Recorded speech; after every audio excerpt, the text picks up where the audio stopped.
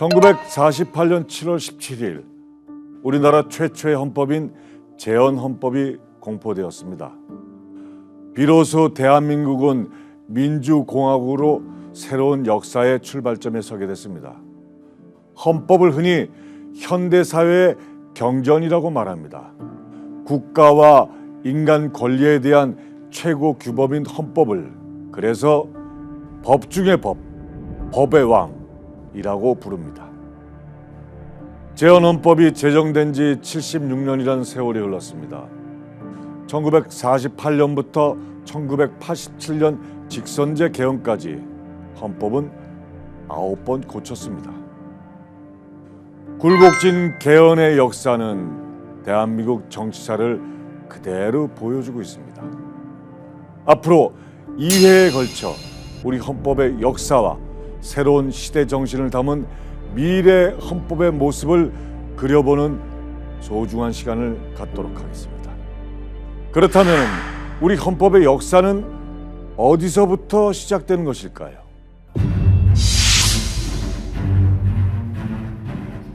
(1948년 5월 31일) 제헌국회가 개원됐습니다.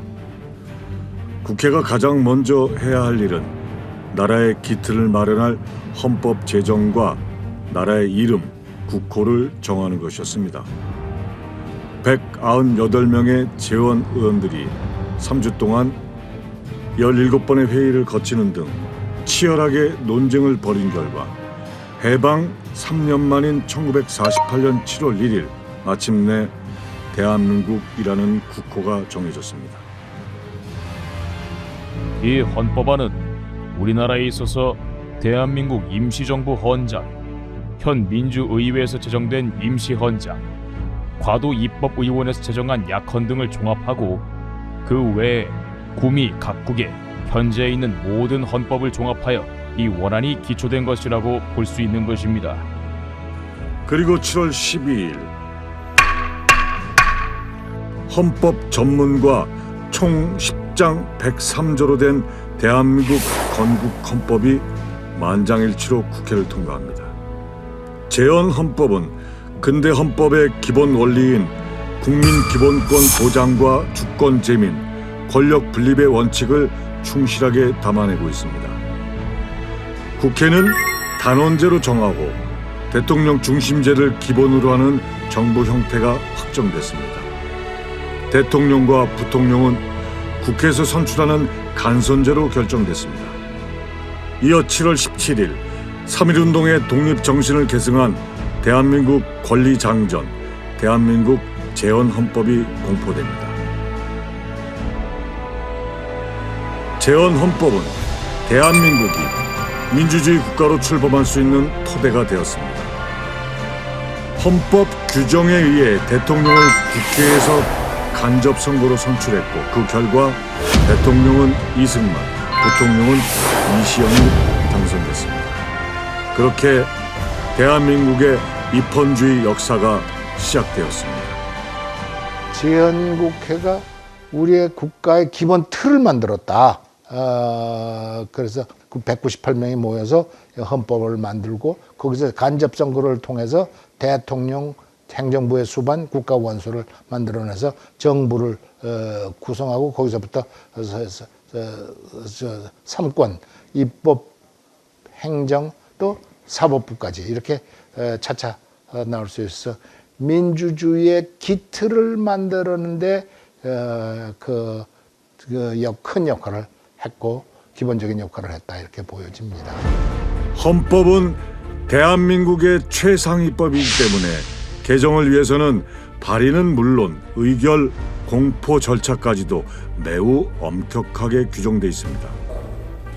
국회 제적위원 과반수나 대통령의 발의로 제안할 수 있도록 제안해 국회의원 10인 이상의 동의를 얻어 발의할 수 있는 일반 법률에 비해 발의 조건부터 매우 까다롭습니다. 헌법 개정안이 발의되면 대통령은 20일 이상 개정안을 공고해야 하고 국회는 개정안이 공고된 날로부터 60일 이내 의결해야 하며 제적위원 3분의 2 이상의 찬성을 얻어야 합니다.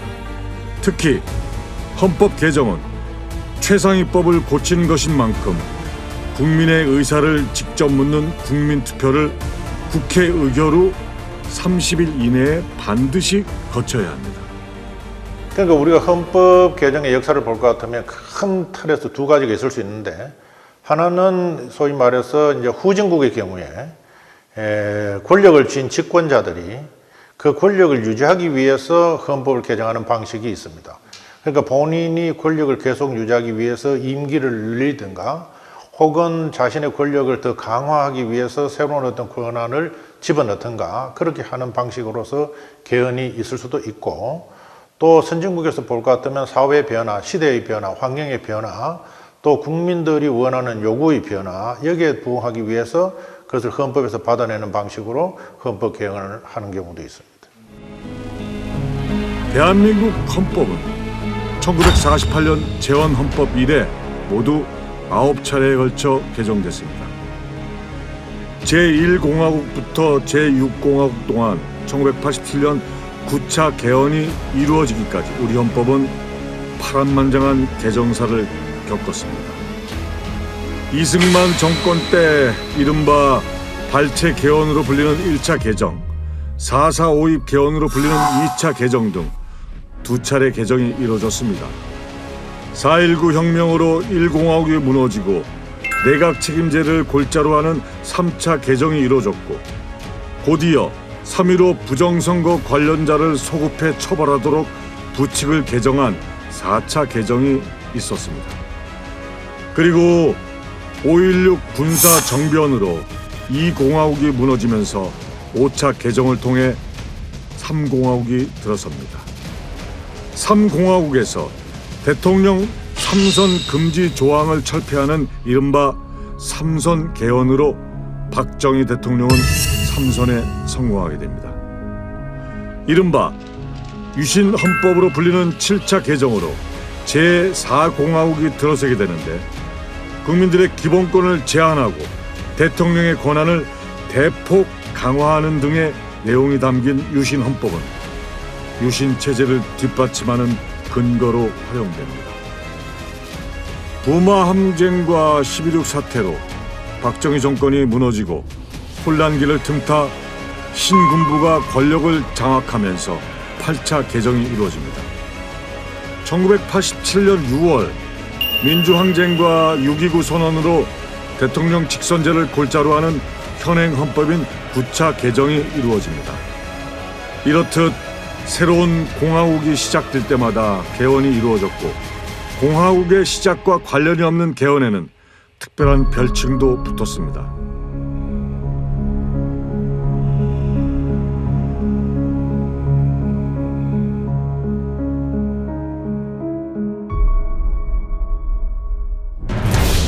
(1950년 5월 30일) 6.25 전쟁이 터지기 직전 치러진 제2대 국회의원 총선거는 이승만 정권의 참패로 끝나고 맙니다. 무소속 126명, 민주당 24명 등 새로 구성된 2대 국회에 이승만에게 비우호적인 중도파와 무소속 의원이 대거 당선된 겁니다. 2대 국회가 개원한 지 6일 만인 6월 25일 6.25 전쟁이 터지고, 전쟁 중 일어난 국민방위군 사건과 거창 양민 학살 등 이승만 정권의 실정에 국민의 불만은 커져가고 있었습니다. 지금까지처럼 국회에서 대통령을 선출한 간선제로는 이승만의 재선은 사실상 불가능한 상황이었습니다. 대통령 직선제만이 유일한 정권 재창출 방법이라고 판단한 이승만은 대통령 직선제와 양원제를 골자로 한 개헌안을 국회에 제출합니다. 그러나 원내 자유당 세력조차 반대한 개헌안은 찬성 19인, 반대 143인 등 압도적인 반대로 부결되고 맙니다. 대통령 직선제와 상하 양원제를 기한 내에 실시하여야 할 것이다. 정상적인 절차로는 대통령 직선제 개헌안을 관철할 수 없게 된 이승만 정권, 부산, 경남, 전북 일원에 비상계엄을 선포한 뒤 무력으로 국회를 압박하고 나섭니다.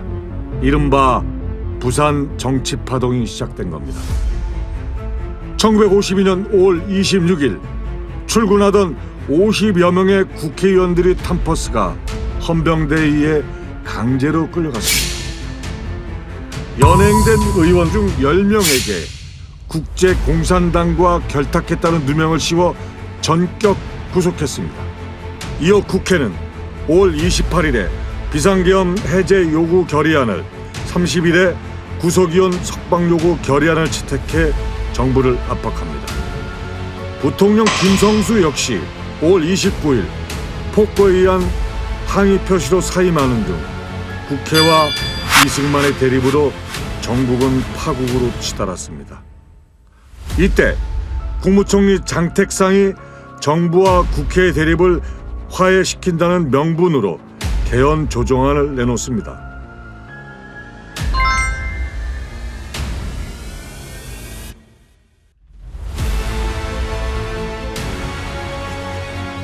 발췌 개헌이라는 별명이 붙은 것은 이제 전쟁 중인데 일단 급하게 대통령 선거는 치러야 되겠고 뭐 하니까 발췌 개헌에서 야당의 개헌안 일부를 발췌하고 양원제 같은 거 집어넣고, 그리고 여당의 직선제 같은 거, 대통령 직선제 집어넣고, 이래 가지고서 개헌안을 다시 만들어서 이제 발의를 한 게 발췌 개헌안입니다. 1952년 7월 4일 밤 9시 30분 부산 무덕전 국회의사당.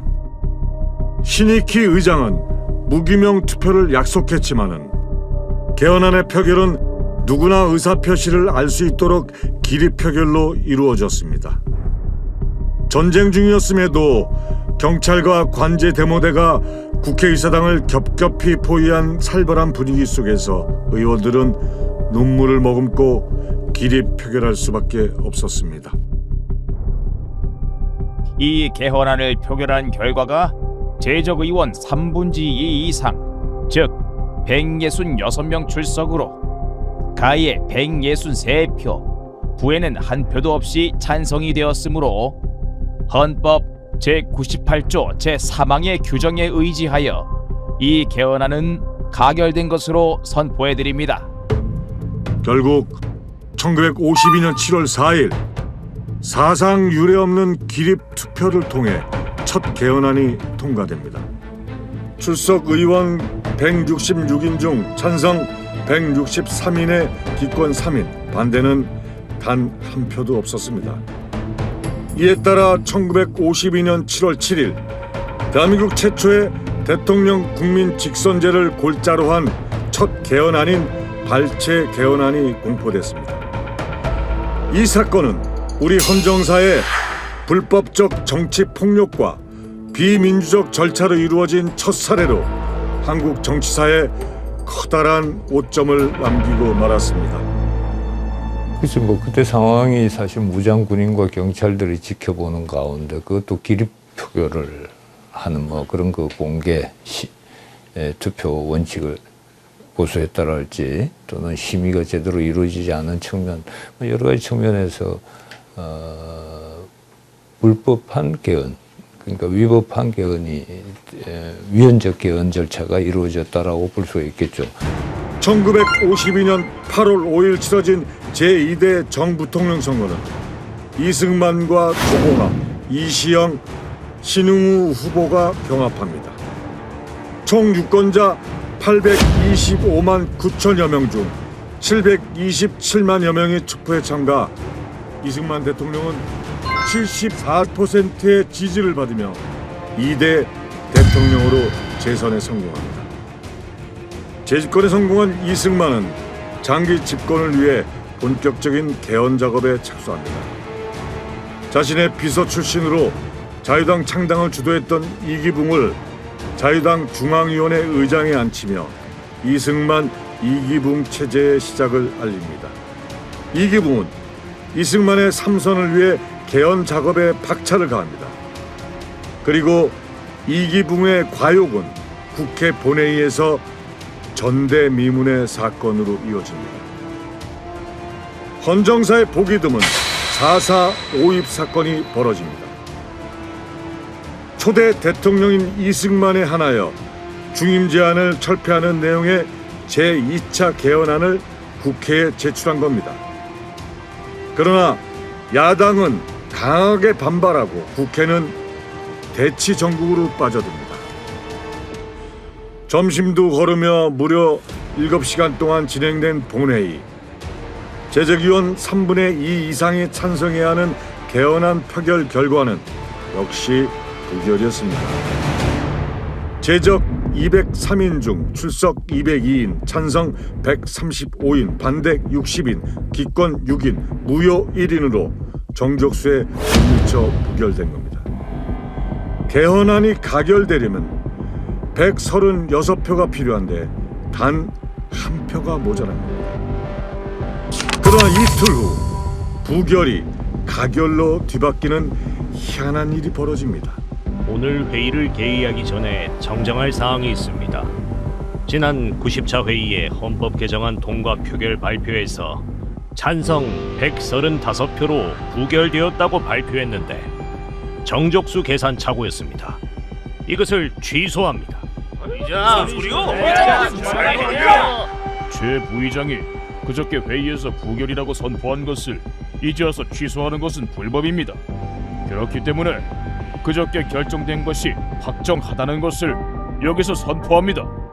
이건 3천만 국민을 유린하는 겁니다. 자유당 국회야. 이런 졸렬한 방법은 결국에 이 나라의 민주주의에 일대 치욕을 역사에 씌우고 말 겁니다. 내 말에 동의하는 사람들은 퇴장합시다. 자유당은 자신들의 궤변을 끝까지 정당화하기 위해 수학자들까지 동원했습니다. 자유당은 제적위원 203명의 3분의 2는 135.333명, 수학에서 0.333이면은 4.4 5.입 원칙에 따라 버리는 수기 때문에 135명만 찬성하게 되면은 가결이라는 논리를 펼쳤습니다. 일명 4.4 5.입 개헌이라고 불리는 제2차 개헌은 초대 대통령 즉 이승만에 한해 중임 제안을 철폐하는 걸 주요 내용으로 하고 있습니다. 하지만 의결 정족수 미달이라는 근본적인 문제를 무시한 불법적인 개헌으로 평가됩니다. 다른 사람들한테는 여전히 대통령을 딱 2번 이상을 할 수 없는 그런 연임 제한 조항이 적용이 되는데 대한민국에서 딱 한 사람, 바로 당시 헌법 개정 당시의 대통령이었던 이승만 대통령에게만 유일하게 이 조항이 적용되지 않음으로써 이승만 대통령은 그러한 연임 제한에 어떠한 저촉도 받지 않고 자기가 마음껏 대통령을 할 수 있는 특권을 누리게 되는 거죠. 이것은 평등의 원칙에 위배되는 매우 좀 이상한 헌법 개정이라고 할 수 있습니다. 1952년 발췌 개헌, 1954년 4.4 5.입 개헌으로 이승만은 초대부터 3대까지 연이어 대통령에 당선됐습니다. 두 차례에 걸친 헌법 개정은 모두 이승만 1인의 집권 연장을 위한 것이었습니다.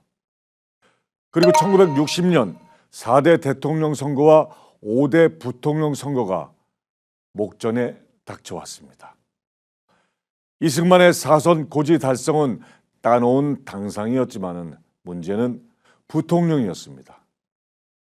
85세의 고령인 이승만 대통령이 유고시 권한 승계를 할 부통령이 필요했습니다. 그렇게 1960년 3월 15일 이기붕을 부통령으로 만들기 위한 전대미문의 부정선거가 펼쳐집니다. 온갖 부정선거의 종합 선물 세트였던 3.15 부정선거. 마산에서 시작된 전국민적 저항의 불길은 4.19 혁명으로 이어졌고 마침내 이승만 대통령이 하야하고 제1공화국은 12년 만에 막을 내렸습니다. 헌법 개정에 착수한 국회는 1960년 6월 15일 헌정사 최초의 내각 책임제 개헌안을 통과시킵니다. 새 헌법에 따라 1960년 8월 23일 한국 정치 사상 유일한 내각 책임제 정부인 장면 정권이 공식 출범하게 됩니다. 4월 혁명으로 불법적 권력이 무너지고 대한민국은 새로운 나라를 만들겠다는 희망이 넘쳤습니다.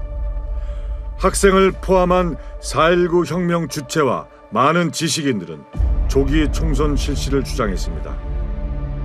국회를 해산하고 총선을 실시한 뒤 새로 구성된 국회에서 헌법 개정을 논의하자는 것이었습니다.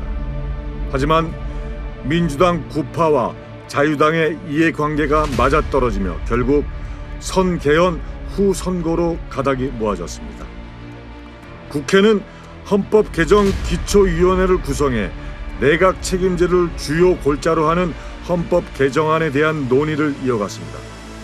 1960년 6월 15일 제3차 헌법 개정안이 국회에서 압도적인 지지로 통과됩니다. 3차 개헌안의 특징은 민의원과 참의원으로 구성된 양원제 국회에서 선출한 국무총리가 실권을 갖는 내각 책임제를 도입한 것이었습니다. 첫째, 헌법 제2장 국민 권리의 보장에 관한 문제. 둘째, 현행 헌법의 권력 구조를 종래 대통령제로부터 내각 책임제로 개편하는 것. 셋째, 사법의 독립을 위해 대통령이 임명제로 하던 대법원장과 대법관을 선거제로 할 것. 넷째, 법률의 위헌 심사를 위해 헌법재판소를 신설할 것. 다섯째, 선거의 공정을 기하기 위해 중앙선거위원회를 선거기관으로 설치할 것. 여섯째, 경찰의 중립을 보장하기 위해서 경찰의 중립을 보장하는 기구를 둘 것.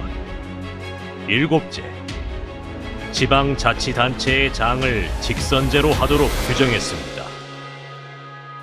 1960년 7월 29일 헌정사상 최초로 임기 4년의 민의원과 임기 6년의 참의원을 뽑는 제5대 국회의원 총선거가 실시됩니다. 선거 결과는 민주당의 압승이었습니다.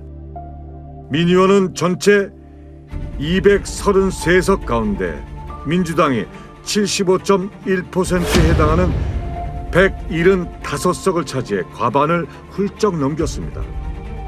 참의원 역시 전체 58석 중 31석을 확보해 민주당이 절대 다수 의석을 차지했습니다.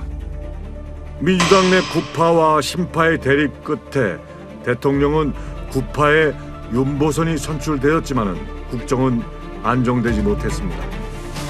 우여곡절 끝에 1960년 8월 23일 장면이 국무총리로 선출되며 한국 정치사상 유일한 내각 책임제 정부가 공식 출범하게 됩니다.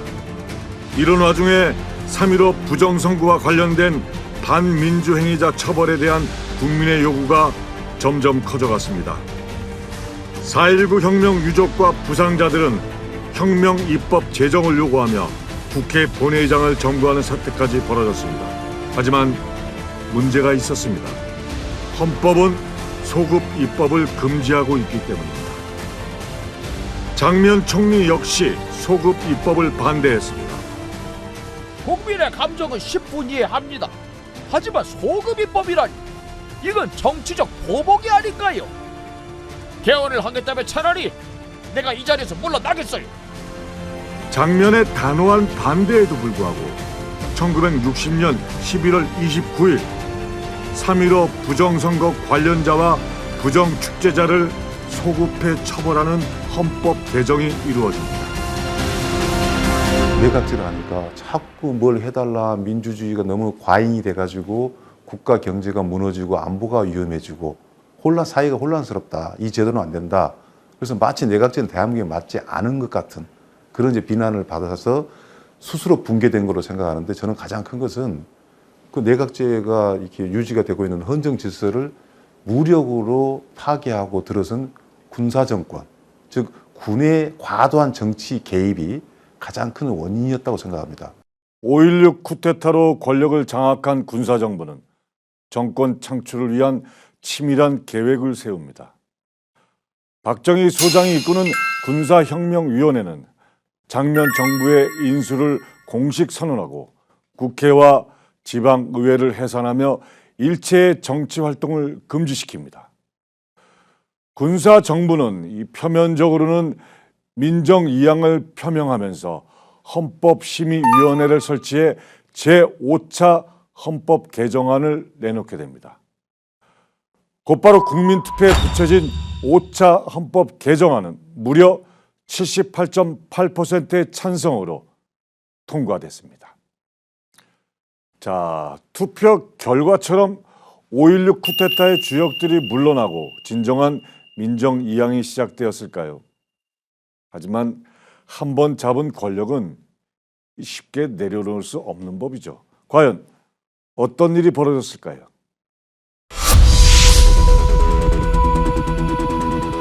박정희 소장이 이끄는 쿠데타군은 곧바로 군사혁명위원회를 조직하고 3권을 장악한 후 비상계엄령을 선포하고 6개의 혁명 공약을 발표합니다. 쿠데타가 일어난 이틀 뒤인 1961년 5월 18일 12시 30분 사라졌던 장면 총리가 54시간 만에 초췌한 모습으로 나타나 내각 총사퇴를 발표합니다. 총리로 취임한 지 8개월 23일 만의 일이었습니다. 1962년 3월 22일에는 윤보선 대통령이 사임하고 박정희 의장이 대통령 권한 대행을 맡게 되면서 명실공히 권력을 장악하게 됩니다. 5.16 쿠데타가 일어난 지 1년여 뒤인 1961년 8월 12일 박정희 국가재건 최고회의 의장은 1963년 3월까지 새 헌법을 제정하고 5월에 총선거를 실시할 것이라는 민정 이양 계획을 발표합니다. 방안 1. 군은 정치적 중립을 견지할 것이며 민의에 의해서 선출된 정부를 지지한다. 8째. 국민투표에 의해서 확정된 신헌법의 권위를 보존하고 앞으로 헌법 개정은 국민의 여론에 따라서 합법적인 절차를 밟아서 실시한다. 10째. 상기 제안이 모든 정당인들이나 정치 지도자들에 의해서 수락이 된다면 첫째, 본인은 민정에 참여하지 아니한다. 1962년 7월 설치한 헌법심의위원회에서 마련된 헌법 개정안은 1962년 11월 국가재건 최고회의에 상정돼 의결됩니다. 이어서 갑진의 12월 헌정사상 처음으로 국민투표를 거친 5차 개헌안이 확정됩니다. 5차 헌법 개정안은 1962년 12월 26일 공포되며 제3공화국의 시작을 알렸습니다. 5차 개헌안은 헌법 개정 시 처음으로 국민투표제를 신설했다는 특징이 있습니다. 이 밖에 인간의 존엄성 조항을 신설하고 단원제와 1차 중임 가능한 대통령제를 채택했지만은 헌법재판소 폐지 등으로 민주적 헌법과는 거리가 먼 것으로 평가되고 있습니다.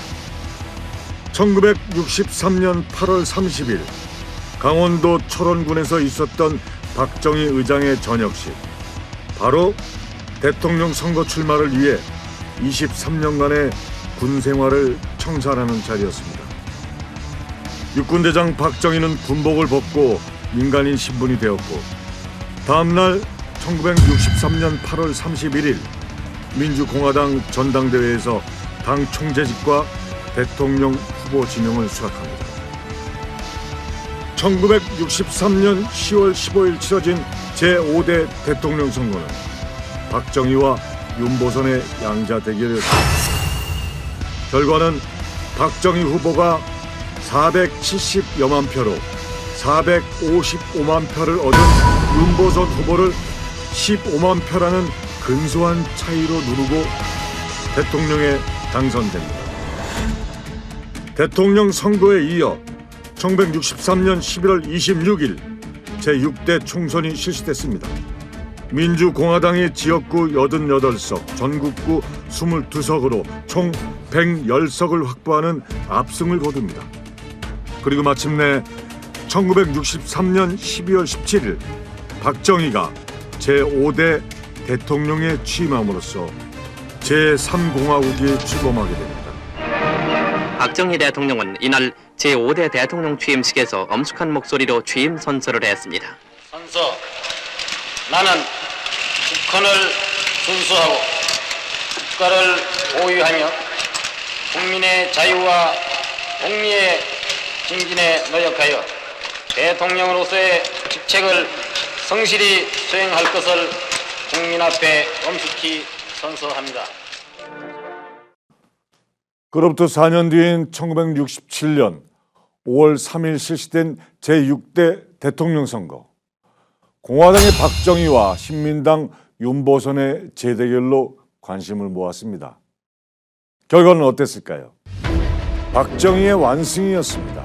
무려 116만 표 차이로 박정희가 제6대 대통령에 당선됩니다.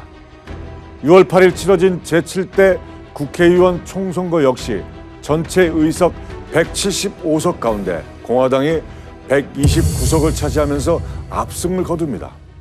박정희 정권이 선거에서 연전연승하던 6개월 뒤인 1968년 1월 21일 북한 특수부대가 청와대 뒷산까지 침투한 이른바 1.21 사태로 온 대한민국이 발칵 뒤집힙니다. 게다가 이틀 후에는 미국의 정보 수집함이 원산 앞바다에서 북한에 납포되는 등 북한의 무력 도발이 계속해서 이루어집니다. 계속된 안보 위기는 전국을 이상한 방향으로 몰아갑니다. 국제 정세와 안보 위기를 타개하기 위해서는 영도자인 대통령에게 더 큰 권한을 주어야 한다. 쉽게 말하면은 박정희 대통령의 3선을 위해서 대통령 연임 제한 철폐 개헌을 해야 한다는 것이었습니다. 당시 헌법에는 대통령의 임기는 4년 중임제로 되어 있었습니다. 즉 임기를 4년으로 하되 한 차례만 더 연임할 수 있었던 겁니다. 이 조문에 따르면은 박정희 대통령은 더 이상 대통령 선거에 나설 수 없었습니다. 박정희 대통령의 3선 연임을 위해 여당인 공화당이 총대를 맸습니다. 1969년 1월 공화당 윤치영 의원이 대통령의 3선 연임이 가능하도록 헌법을 개정해야 한다고 나섰습니다. 야당과 제야 인사들은 민주주의 말살 책동이라면서 절대 불가를 외칩니다. 논란이 가열되면서 연일 3선 개헌 반대 시위가 벌어졌고 전국에 휴교 조치가 내려집니다. 결국 7월 25일 박정희 대통령은 특별 담화를 발표합니다. 저는 이왕에 거론되고 있고 또한 여야 정치인들의 논쟁에 초점이 되고 있는 개헌 문제를 통해서 나와 이 정부의 신임을 국민들에게 물어봐야겠다는 결심 아래 다음과 같이 여야 정치인들에게 제의합니다. 우여곡절 끝에 1969년 8월 7일 개헌안이 국회에 제출됩니다. 개헌안 발의 의원 중에는 신민당 의원도 3명이나 포함되어 있었습니다. 이에 신민당은 변절한 의원들의 의원직 상실을 위해 당을 전격 해산합니다. 야당은 국민투표에서 개헌 반대 여론을 환기시키기 위해 학생들에 대한 탄압에 항의하는 질의서를 박정희 대통령에게 발송하게 됐습니다. 1969년 9월 13일 30일간의 공고기간이 끝난 개헌안이 국회 본회의에 회부됐고 치열한 설전이 오갔습니다. 다음은 의사일정 헌법 개정안 표결을 선포합니다. 여러분, 의석에 돌아가 앉아주십시오. 의장이 발언권을 주지 않겠다고 하는데 이런 공포 분위기 속에서 표결 못해요. 표결이 선포된 후 어떠한 발언도 할 수 없습니다. 남은 것은 표결뿐입니다. 국회법에 그렇게 되어 있습니다. 의장이 발언권을 주지 않으면 내가 말하겠어. 이렇게 삼엄하게 국회를 포위해놓고 무엇을 표결하자는 것입니까?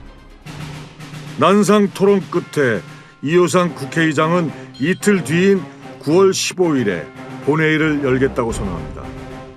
하지만 다음 날인 9월 14일 새벽 2시 반, 야당 의원들에게는 알리지 않은 채 국회 제3별관에서 본회의를 열어 122명 전원 찬성으로 삼선 개헌안을 통과시킵니다. 야당의 거센 항의와 학생들의 시위에도 불구하고 1969년 10월 17일 국민투표에 붙여진 삼선 개헌안은 유권자의 77.1%가 투표에 참여한 가운데 65.1%의 찬성을 얻어 확정됩니다. 삼선 개헌으로 불리는 제6차 개헌은 대통령의 임기를 3연임할 수 있도록 개정하고 대통령에 대한 탄핵 소추 요건을 강화하는 등 대통령에게 권력이 집중되는 비민주적 개헌으로 평가됩니다. 삼선 개헌을 통해 다시 대통령 선거에 출마한 박정희는 이번이 마지막이라며 다시는 국민에게 표를 달라고 하지 않겠다고 읍소합니다. 내가 이 자리에 나와서 여러분들에게 나를 대통령으로 한 번 더 뽑아주십시오 하는 이런 정치 연설은 오늘 이 기회가 마지막 연설이 될 것이라는 것을 확실히 말씀드립니다. 이번에 박정희 씨가 승리하면 앞으로는 선거도 없는 영구집권의 총통시대가 온다는 데 대한 확고한 증거를 나는 가지고 있습니다. 박정희의 삼선 행보에 도전장을 내민 상대는 40대 기수론을 내세운 신민당의 김대중이었습니다. 대부분 박정희의 압도적 우세를 점쳤지만은 결과는 의외였습니다. 53%와 45%의 득표율. 압승을 노렸던 박정희로서는 불과 95만 표 차이의 신승은 패배와 다름없는 결과였습니다. 이어 치러진 제8대 총선에서도 신민당은 개헌 저지선을 확보하는 돌풍을 일으킵니다. 결국 박정희는 3선에 성공하면서 제7대 대통령에 취임하게 되지만 국민들의 지지에 서서히 균열이 생겨나고 있었습니다. 1972년 5월 중앙정보부 궁정동 안가에서 극비리의 새 헌법 프로젝트가 가동됩니다. 암호명 풍년사업. 대통령 비상대권과 장기 집권 방안을 집중 연구하는 비밀 프로젝트였습니다. 중앙정보부와 청와대 고위층 등 극소수만이 접근할 수 있었습니다. 박 대통령 작가의 뜻을 받들어 평양에 갔다 왔습니다. 1972년 7월 4일 발표된 남북 공동성명. 분단 이후 최초의 역사적 쾌거에 국민적 통일 열기는 막 달아올랐습니다. 금방이라도 통일이 될 것 같았습니다. 그러나 그 희망은 한여름밤 꿈처럼 사라져버렸습니다. 불과 석 달 뒤인 1972년 10월 17일 전국에 비상계엄이 선포되고 10.17 대통령 특별선언이 발표됩니다. 조국의 평화와 통일, 번영을 위해 비상한 조치가 필요하다는 것이었습니다. 전 세계는 냉전이 종식되고 대땅태 시대로 접어들고 있는데 왜 대한민국은 평화를 위해 비상조치가 필요했을까요? 평화를 앞세워 나타난 계엄령. 도대체 무엇이 어디서부터 잘못된 것이었을까요?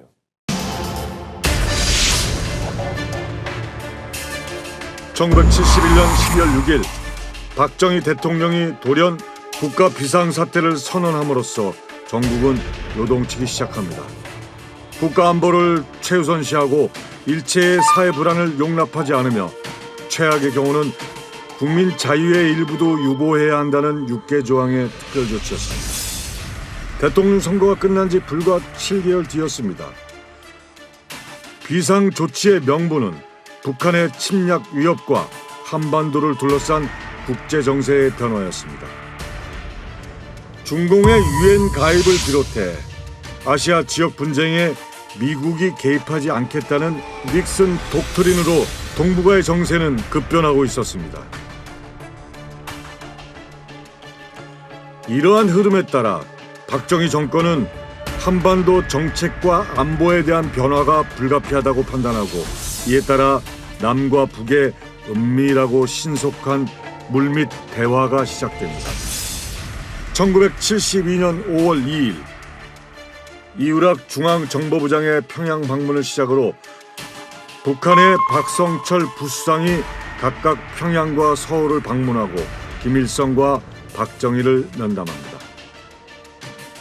두 달여의 비밀 회담 끝에 1970년 7월 4일 오전 10시 마침내 분단 이후 최초의 남북한 공동 합의서인 7.4 남북 공동 성명이 서울과 평양에서 동시에 발표됩니다. 그 자세한 내용과 상관없이 남과 북이 무언가를 함께 발표했다는 사실만으로도 한반도는 흥분하기 시작했습니다.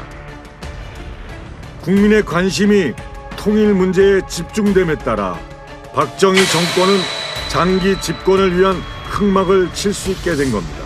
실제로 유신 헌법이 장기 집권을 위한 개헌이었으며 이미 10월 유신 이전에 은밀히 진행되고 있었음이 속기록에 잘 드러나 있습니다. 본 의원이 알기로는 모 교수와 청와대 특별보좌관 몇 사람이 어떤 장소에 모여가지고 드골식 헌법이라든지 여러 가지를 지금 구상하고 있다는 얘기도 듣고 있습니다. 제가 참 대통령을 모시는데 이 개헌 문제에 걱정은 했습니다. 여러 면에서 걱정은 했지만 결국은 이 어른을 다시 모시는 것이 대한민국에 이로운 것이다. 그렇게 결론을 짓고서 저도 국민에게 호소도 하고 제 소견을 말씀드리고 다녔습니다만 제가 근본적으로 반대했다거나 이런 일은 없습니다. 1972년 10월 17일 박정희 대통령은 자신이 탄생시켰던 제3공화국을 파기하고 유신체제 수립을 위한 특별선언문을 발표합니다. 우리 헌법과 각종 법령 그리고 현 체제는 동서양극 체제의 냉전 시대에 만들어졌고 하물며 남북의 대화 같은 것은 전혀 상상치도 못했던 시기에 제정된 것이기 때문에 오늘과 같은 국면에 처해서는 마땅히 이에 적응할 수 있는 체제로의 일대 유신적 개혁이 있어야 하겠습니다. 특별선언과 함께 전국의 비상계엄이 선포되고 언론에 대한 사전 검열 조치가 취해졌습니다. 이어 국회 해산과 정치활동 금지, 비상국무회의 설치, 헌법 개정안 공고와 국민투표 실시 등 4개항의 비상조치가 단행됩니다. 삼선 개헌이 박정희의 정권 연장을 위한 수단이었다면 유신체제의 출범은 박정희의 종신 집권을 의미하는 것이었습니다.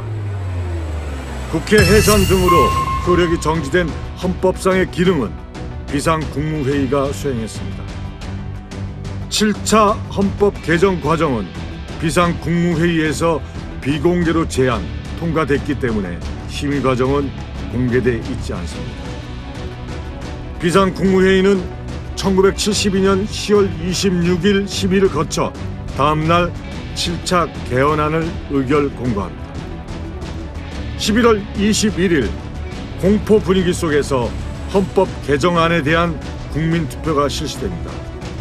그렇게 91.9%의 투표율과 91.5%의 찬성률로 유신헌법은 통과됩니다.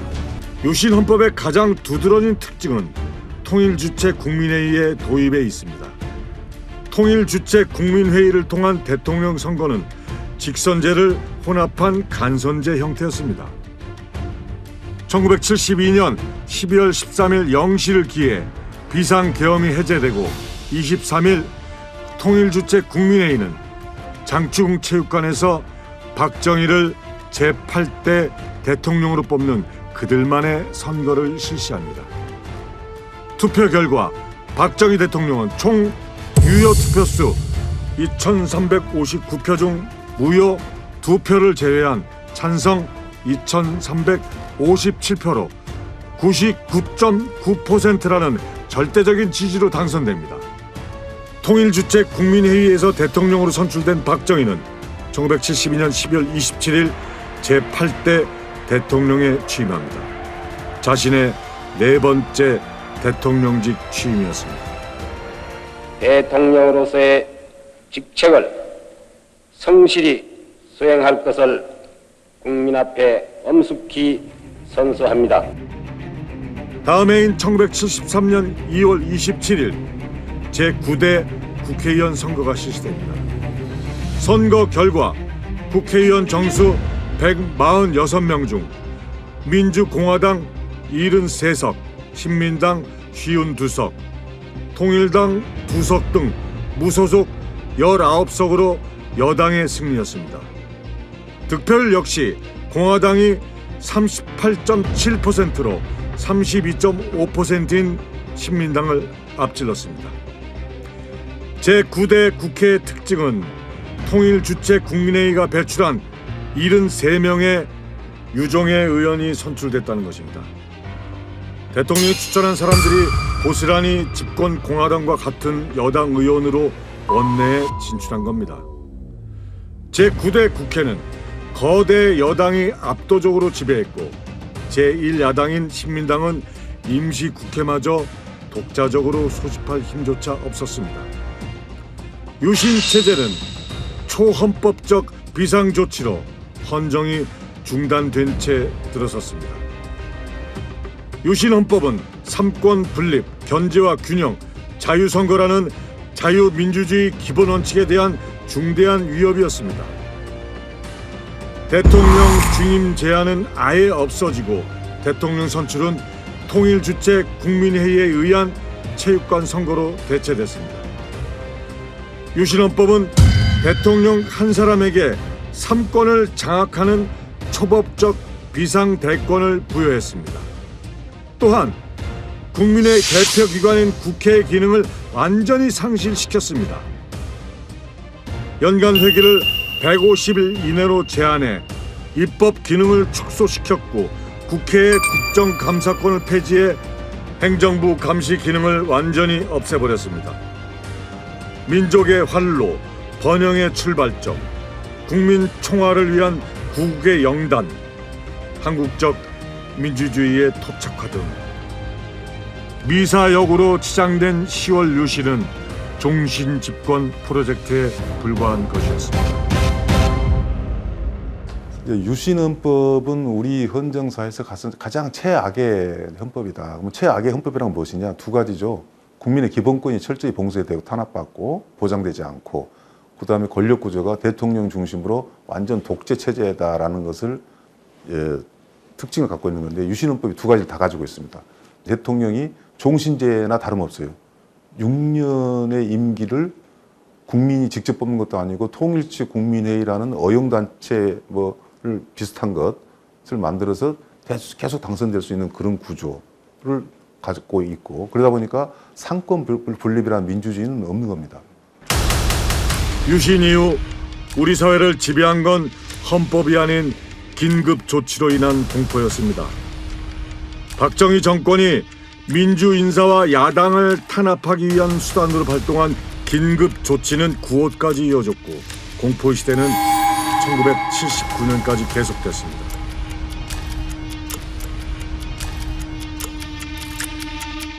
(1979년 10월 4일) 헌정사상 처음으로 제1야당 총재가 제명됩니다.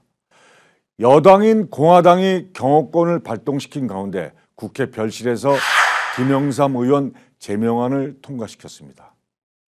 김영삼의 정치적 고향인 부산과 마산에서 격렬한 항의 시위가 일어났습니다. 도마 항쟁이 시작된 겁니다. 격렬한 민주화 시위는 유신체제를 뿌리채 뒤흔들었습니다.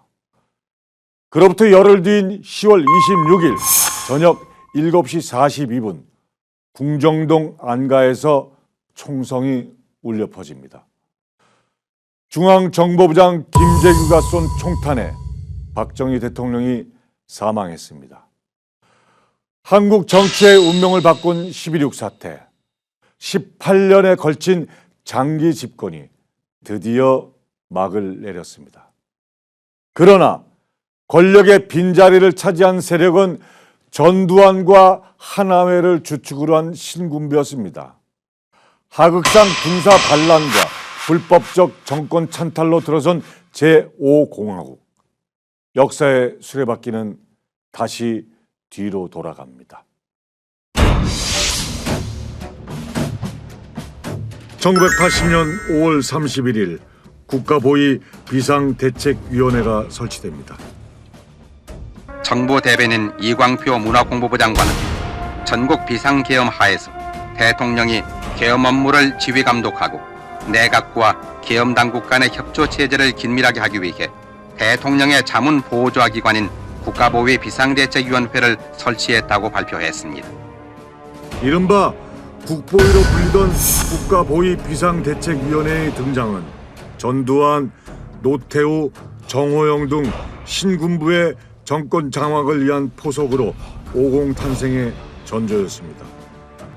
국보위를 통해 실권을 장악한 전두환은 신군부의 권력 장악에 방해가 되는 장애물들을 하나씩 제거해 나갔습니다.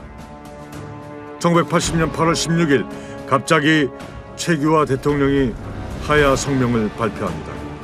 나는 오늘 대통령의 직에서 물러나 헌법의 규정에 이거한 대통령 권한대행권자에게 정부를 이양하기로 결정한 것입니다. 1979년 12월 12일부터 시작되던 정권 장악 작업이 대미를 장식하는 순간이었습니다. 그로부터 열흘 뒤 장충체육관에서 대통령 선거가 실시됩니다. 단독 후보 전두환이 대의원 2,525명 중 2,524명의 표를 얻어 제11대 대통령에 선출됩니다. 전두환 후보가 대통령으로 당선되었음을 선포한다.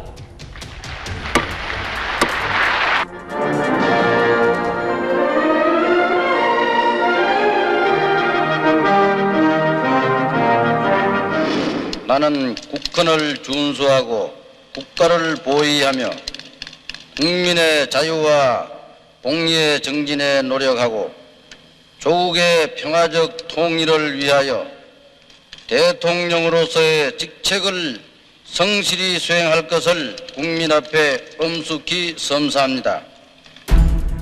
전두환 대통령을 핏대로 한 신군부 세력은 유신 체제와의 차별성을 부각시키기 위해 서둘러 헌법 개정을 추진합니다.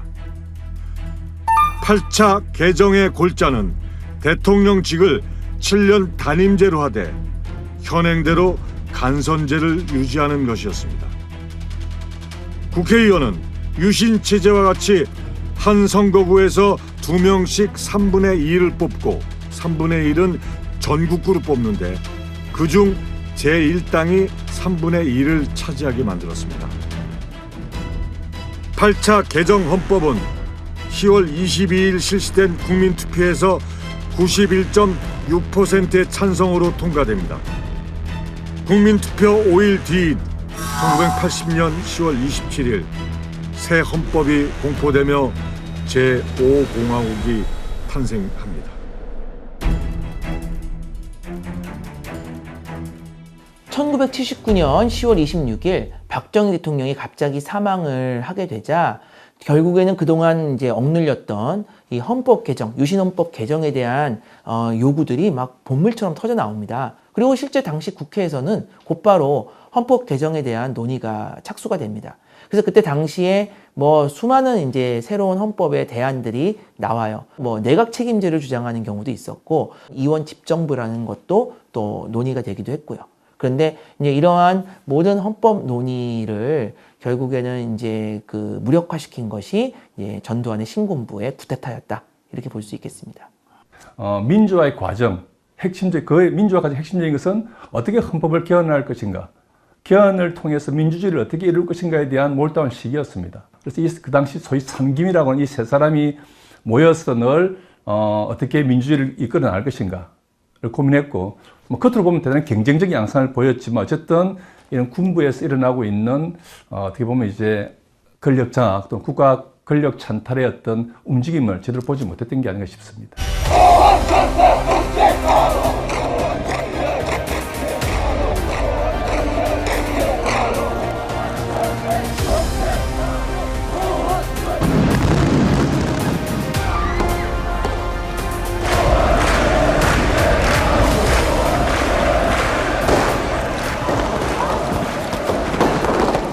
(1987년 6월) 대통령 직선제와 민주화 투쟁의 거대한 함성이 온 나라에 울려 퍼졌습니다. 1987년 6월 29일 마침내 독재 정권이 6.29 선언으로 항복을 선언합니다. 헌정사상 최초로 여야 합의에 의해 9번째 헌법 개정이 이루어집니다. 대통령 직선제를 통해 민주적인 정권 교체가 가능해졌습니다. 1987년으로부터 40여 년이 지났습니다. 20세기는 21세기가 되었고 그만큼 시대 변화를 수용할 새로운 헌법에 대한 국민적 요구가 커져가고 있습니다. 다음 시간에는 새 헌법이 담아내야 할 가치와 시대 정신, 미래를 대비한 구체적 청사진에 대해 고민해 보도록